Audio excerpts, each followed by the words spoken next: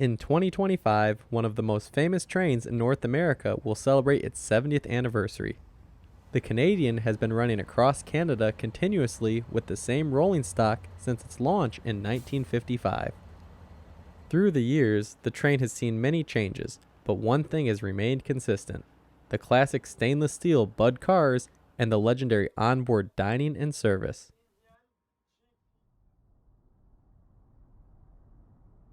We were on hand on February 2nd, 2025 at the famous Toronto Union Station to start our journey across the country of Canada.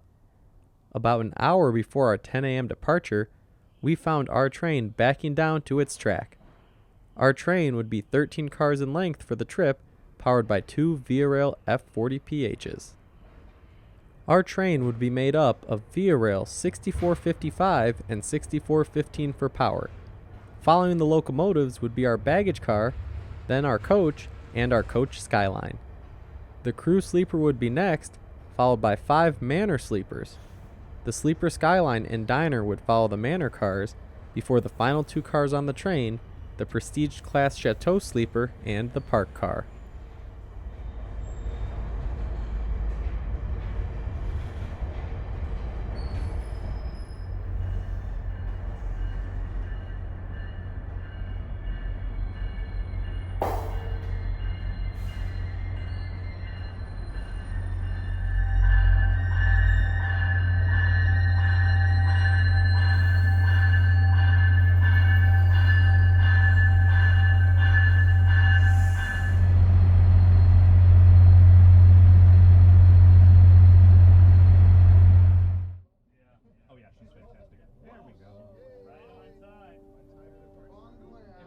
With mimosas in hand, we would depart right on time at 10 a.m. for our transcontinental journey. Emerging from the train shed out of Union Station, we were immediately met with the sights of a frigid Toronto. We would spend the next few hours traversing and exiting the Greater Toronto Area and entering the Canadian National Transcontinental Route.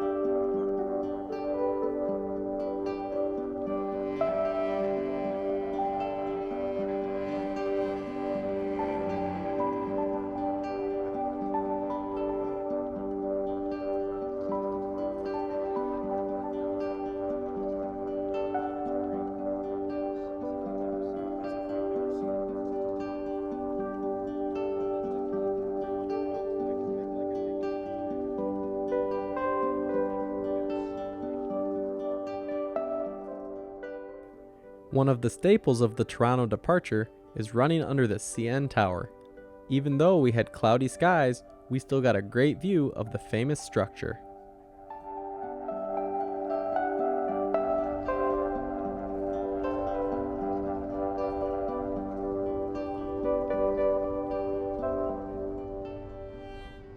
As we leave Toronto behind, the first legs of this trip are spent meeting various GO trains and the occasional Via Corridor train.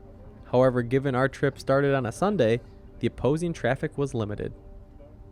The Canadian was launched on April 24, 1955, as a fully streamlined transcontinental train running from Montreal and Toronto to Vancouver. Originally, the train ran as 2 sections, combining at Sudbury, Ontario, before continuing west on the Canadian Pacific routing all the way to Vancouver. The equipment of the train was brand new when the train was launched in 1955 and was built by the Bud Company. The cars were heavily inspired by the California Zephyr and other American Streamliners of the era. The original order included 18 baggage dormitory cars, 30 long-distance coaches, 18 Skyline Dome Buffet lounge cars, 29 Chateau sleeper cars, 42 Manor sleeper cars, 18 dining cars, and 18 sleeper buffet observation domes. Via Rail assumed operations of Canadian Pacific's and Canadian National's passenger trains in 1978, taking over the Canadian from Canadian Pacific. Via would operate the train on its original routing until 1990. In 1990, the train was shifted from the Canadian Pacific routing to the more northerly Canadian National routing it still uses to this day.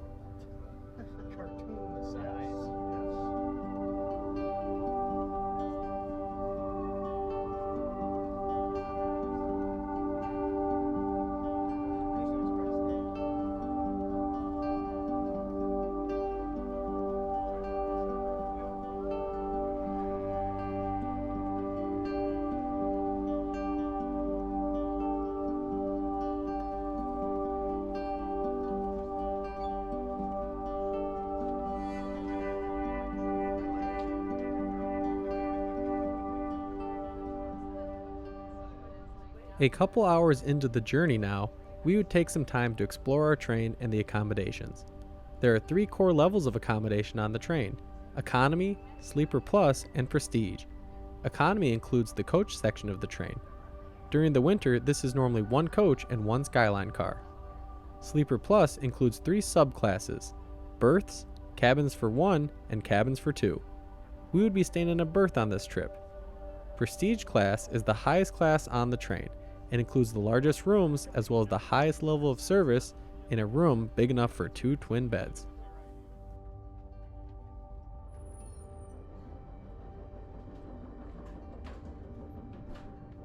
Starting our walkthrough, we would enter Bell Manor. The first accommodation we would see are the berths. By day, berths are set up with 2 comfortable seats with plenty of room for 2 passengers. There are upper and lower berths, which can be booked by 2 people in the same party, or in the event you travel solo, a stranger may occupy the other space. At night, the berths are converted into a pair of beds. On this trip, I was occupying the lower berth. There's a slight premium on the lower berth as the ride will be slightly better at night and access does not require the use of a ladder.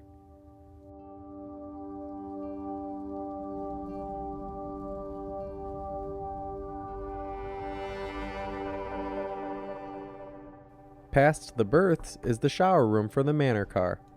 The shower, while small, is very functional. This room is shared with the entire Manor car as no rooms have their own showers. The shower has a changing area, a bin to dispose of used towels, and of course the shower itself. It is a push-button shower with decent temperature control. Later in our trip, some cars would have issues with the shower freezing. However, our car never had such issue. Via Rail provides shower kits, however it is recommended that you bring your own travel-sized soaps and shampoos.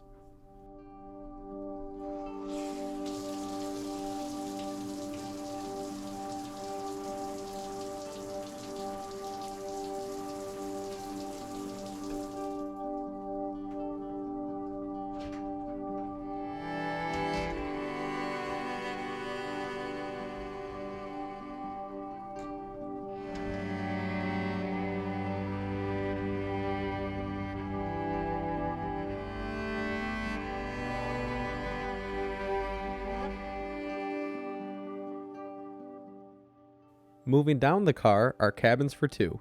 These are the most spacious and expensive accommodations in the Sleeper Plus category.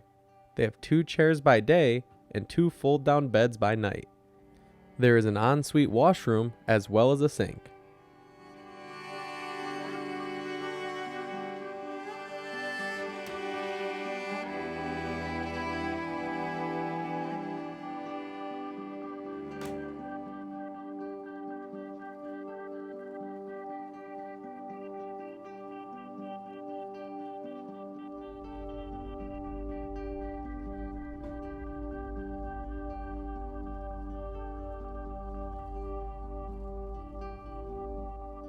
The third and final accommodation in the Manor cars are the cabins for 1. These are single occupancy rooms with a toilet and a single chair. By night, a bed folds down. These are slightly more private than berths, but offer little in terms of space. Next would be Skyline car 8504. This Skyline had not been upgraded by the time of our ride, and due to fleet age likely never will. As we enter, we pass through the first lounge area. Up the stairs is a dome seating area offering panoramic views of the Canadian countryside. Passing below the dome is a small bar and kitchen area, followed by a table seating area on the opposite end of the car.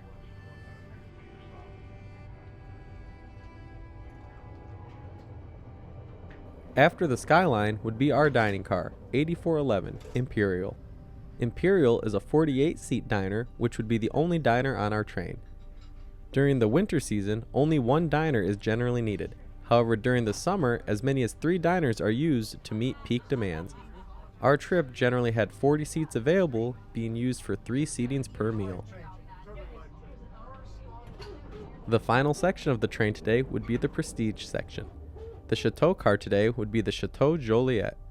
Here, guests enjoy the largest accommodations on the train. By day, the rooms are a comfy sofa with large viewing windows, and by night, a spacious double bed. Due to the exclusivity of the Prestige room, we did not personally film a tour of one. However, you can see the space offered through photos provided by Via Rail. The last car in the train, and perhaps the most important, is the park car. On our trip, we had Laurentide Park. These buffet and observation cars include the accessible room for the train, an additional Prestige cabin, the mural lounge, bullet lounge, and of course the domed observation area. I had to run up to the front one. I thought it was the back one for a second, but very good. Thank you. No, you're fine.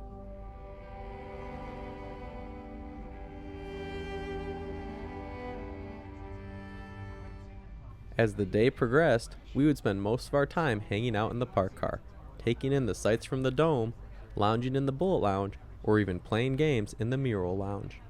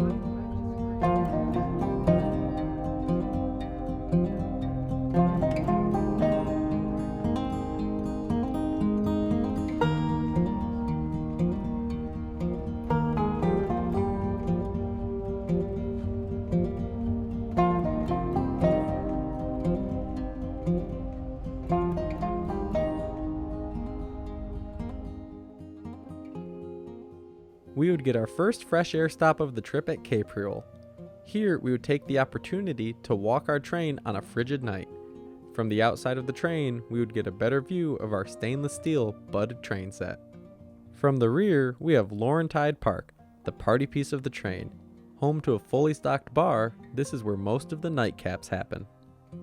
Walking up, we can next see the hallway side of the Chateau Joliet. The bedroom side has enlarged windows for the 6th room in this car. As evident by the plated over windows, these cars have been rebuilt for prestige service.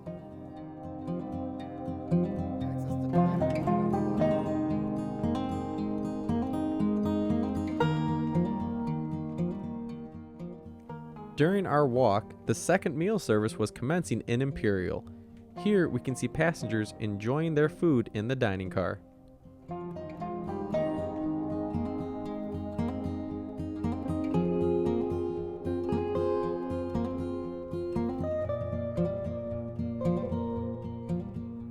Passing by the Skyline car, we can see that some passengers have opted to remain in the warmth of the train.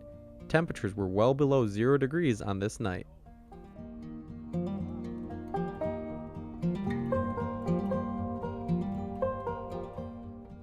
We would finally come to the block of manor cars which housed the rest of the sleeping car passengers on this trip. As we can see, the platform has come alive as passengers opt to stretch their legs on this frigid night.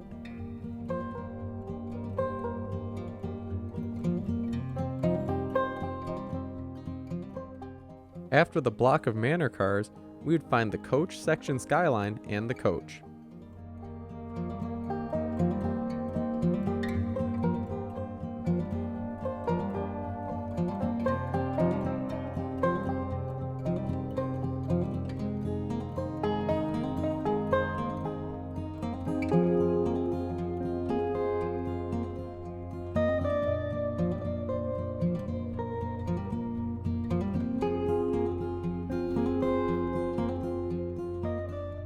Finally, leading the way is the baggage car and the pair of F40PH locomotives. At Capreol, the locomotives are serviced and take on fuel.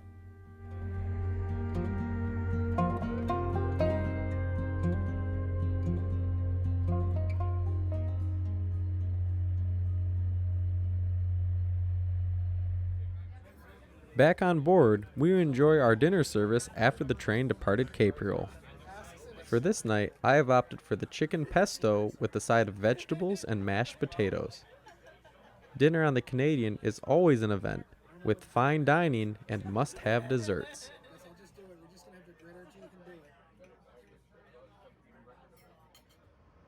Following dinner, we would take a closer look at the dining car which has been prepared for the next day's breakfast. All is quiet this time of night, and we can get a better look at the tables which seat up to 4 passengers. The kitchen is quiet too, a tight space that can efficiently prepare hundreds of meals per day for the train.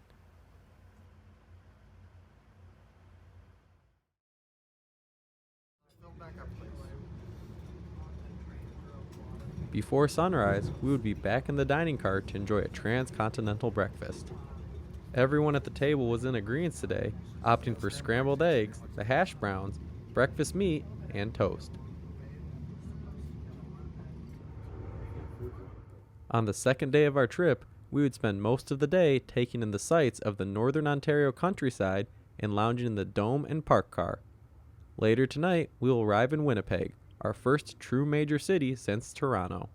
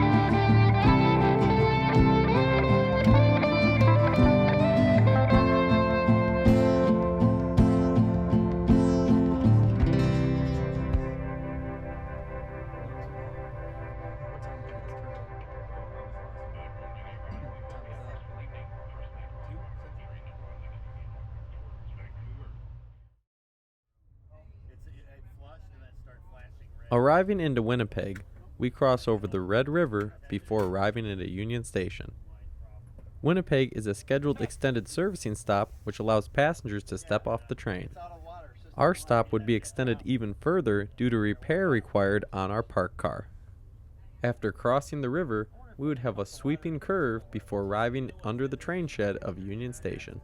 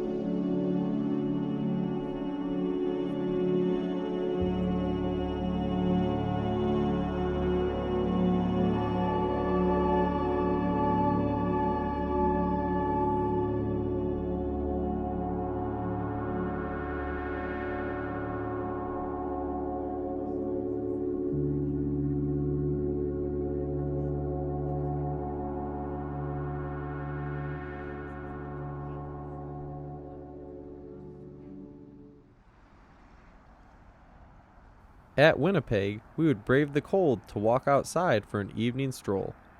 We would view the depot and then see a CN freight pass by on the main line.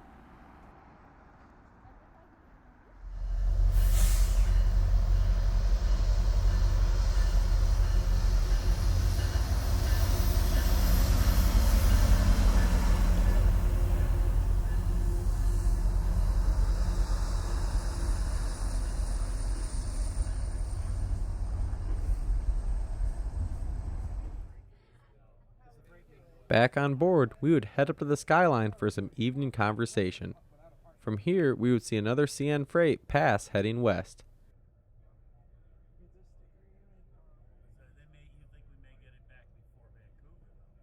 That's not what I said. I said that's how I was really Yeah, but it's not my turn. It's the next guy. Well, so here's the thing though, when you're switching cars, when I first came over, for us, we have like a northbound. Oh, guess what happened? So it doesn't matter whether you're northbound, you're still northbound. After the CN freight, the equipment from the Churchill train would take our parked car to the Via Rail Winnipeg shops. There, a repair would be made to the leading truck, causing us to be delayed by over 5 hours out of Winnipeg. This would actually work into our favor, however, as falling asleep while standing still was much easier.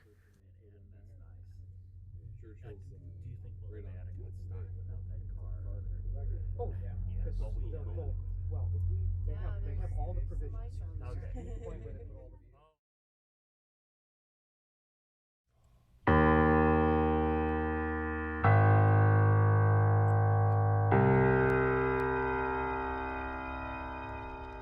Waking up on the prairie, we would be treated to an incredible sunrise. This would be the best sunrise of the entire trip, which we enjoyed from the domed seating area of the parked car. With not much else to see on this day, we would spend it getting closer to our fellow passengers, enjoying time in the lounges and domes as we cruised across the prairies of Saskatchewan.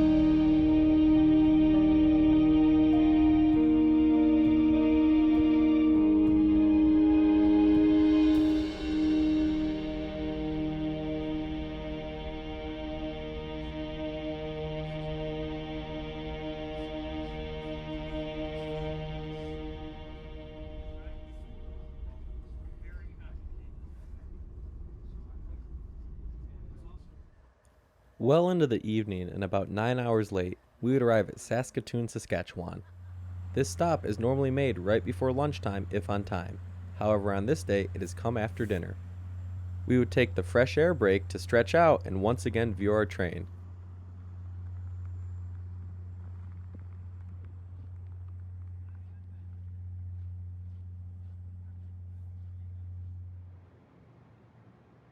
After we climbed back on board, we found the park car dome being snowed in by the wintry conditions.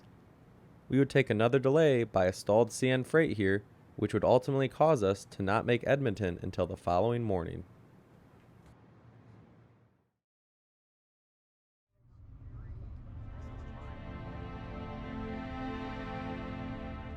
Now about 10 hours late, we would cross the North Saskatchewan River and arrive into Edmonton. Normally this would happen before midnight on the previous day. However, due to our delays, we get to see this maneuver during daylight. Edmonton used to be served by a downtown station. However, in 1998, Via Rail left the station and now uses the current one, which is 5 kilometers from downtown. The tracks that the station are on were once part of the loop that used to take passenger and freight trains right into the city.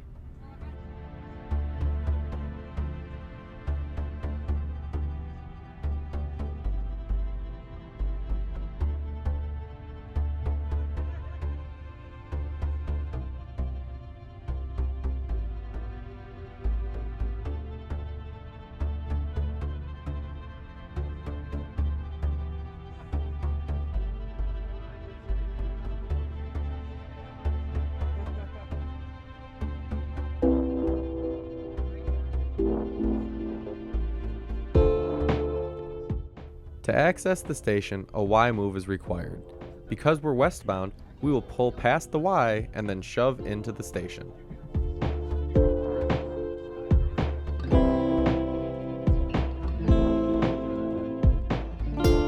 Now lined into the station, we would shove back east to do our station work.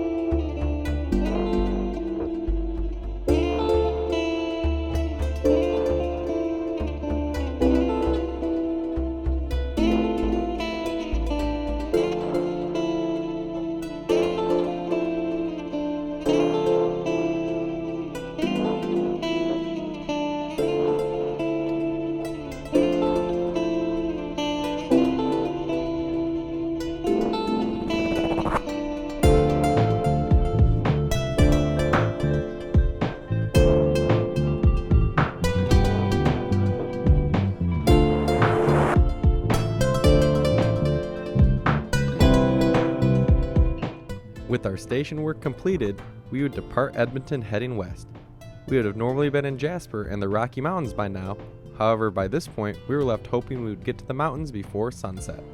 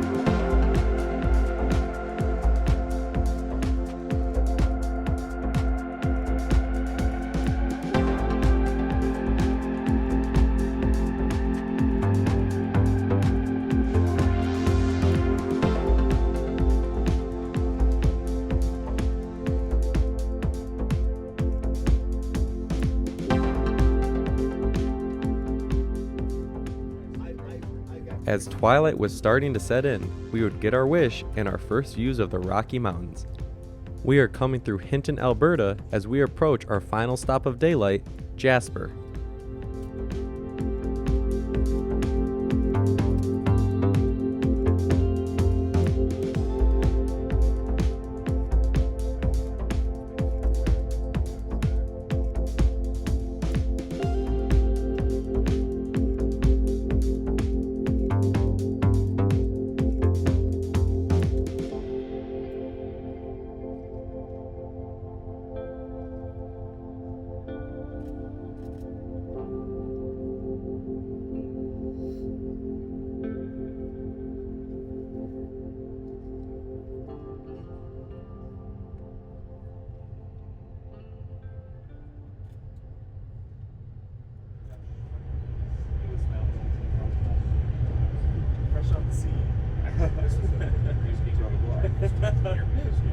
up, there's trees, you're not going to see anything. As we slid through Brule Lake Tunnel, we would officially enter Jasper National Park. With the sun setting to the west, this made quite the grand entrance. As the evening rolled on, we would approach and arrive at one of the best stops on the Canadian, Jasper.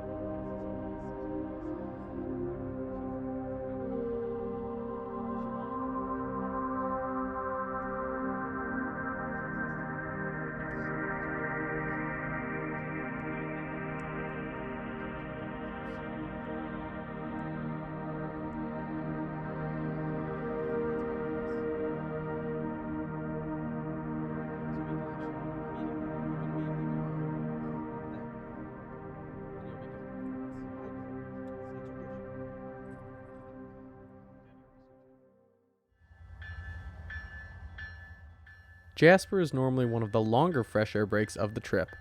However, due to our delays, our stop would be abbreviated this evening.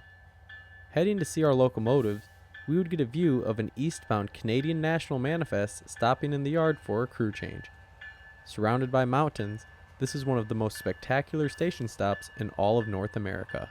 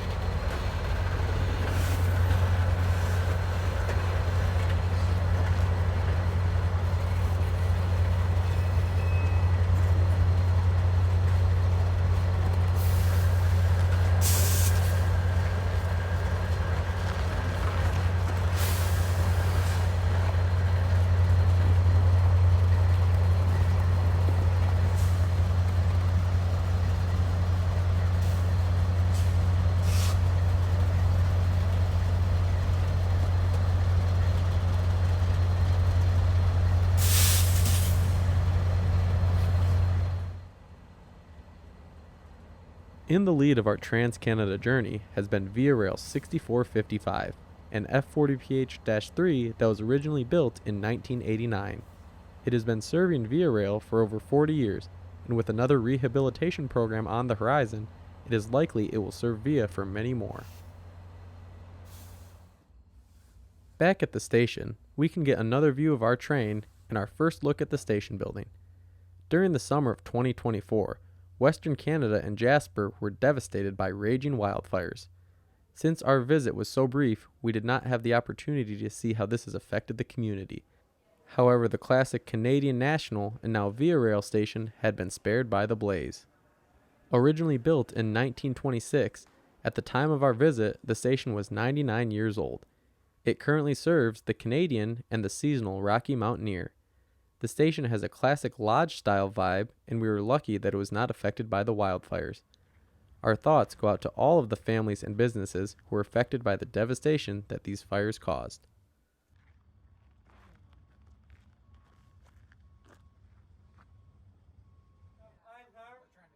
Back on board, we would settle in for departure and dinner. Our maitre d' gave a short speech of gratitude before our meal, which we went for the maple chicken on this evening. After dinner, we would get some lounging in the dome before our final night on the Canadian.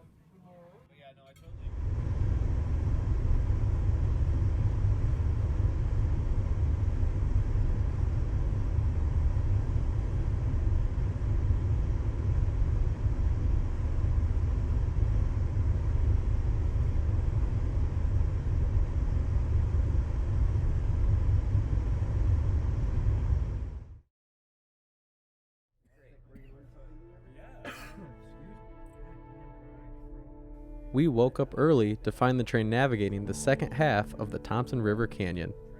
This scenery is normally traversed overnight as a unique section of railroad. Through the canyon, Canadian National and Canadian Pacific operate main lines on either side of the Thompson River. The main lines are operated as a double-track directional railroad with both CN and CP trains operating on each other's tracks.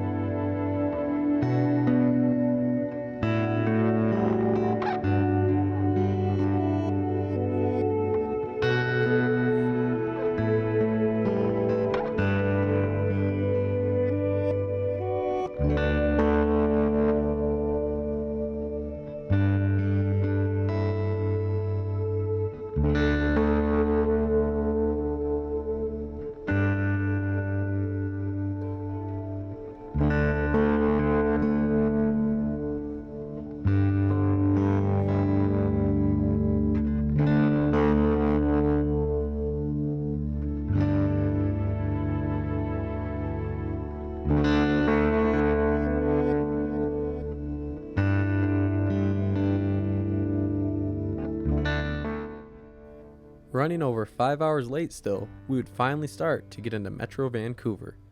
As we navigate the complex rail network of the city, we were passed by a westbound Canadian National Manifest following the Fraser River.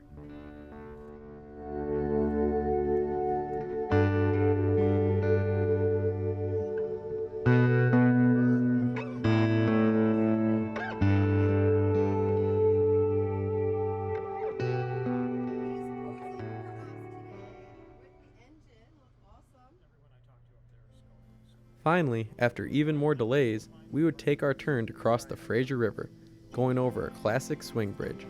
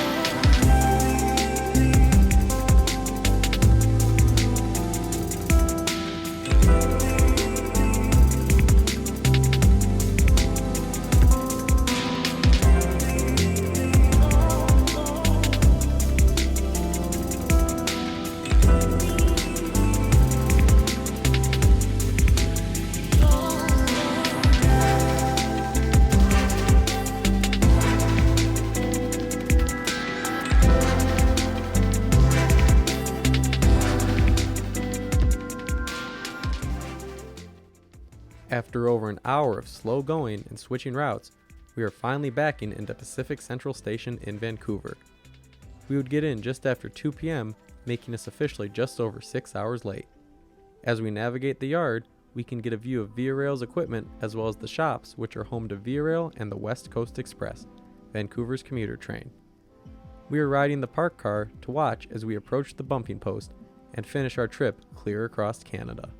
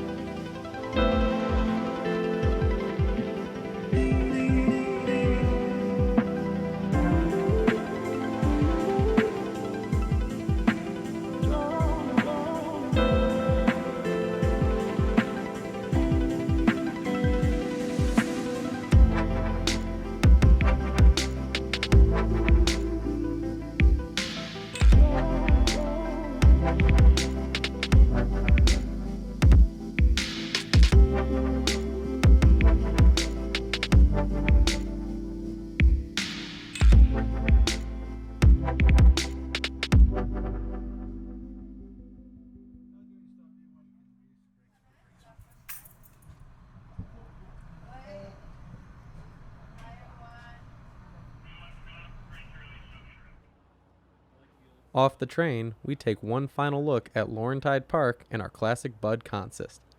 The Canadian is a must-ride train for anyone looking to experience a glimpse of what classic North American rail travel was. The train has it all and will create lasting memories for anyone who rides it. The Canadian is one of the most amazing trains in North America, and 70 years is an incredible run for any train, let alone one that's using its original equipment. We hope you enjoyed, and remember, ride them while you can.